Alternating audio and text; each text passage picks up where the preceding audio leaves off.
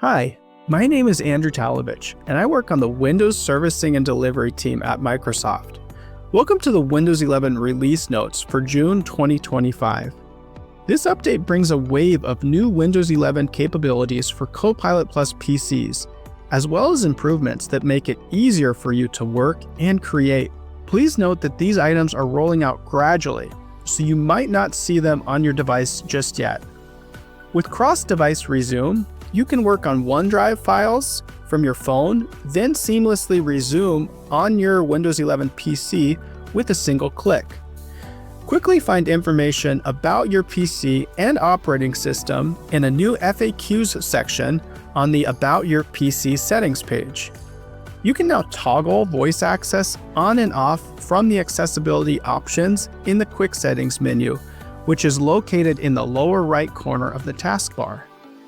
When sharing images through Windows Share, you can now make last-minute edits, such as cropping, rotating, and adding filter. This update also includes fixes related to BitLocker, uninstalling printer, and USB devices disconnecting after sleep. Now, on to our Windows tip of the month. If you want to customize your Windows 11 experience, the Settings app is the place to start. There are 3 easy ways to navigate there.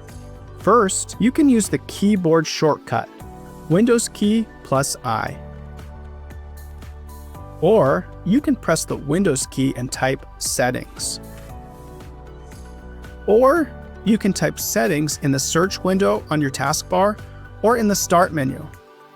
Once in the Settings app, you'll find a menu arranged by the most common categories, such as Network and Internet or Gaming. But the focus of today's tip is the Settings homepage, which continues to evolve based on your feedback.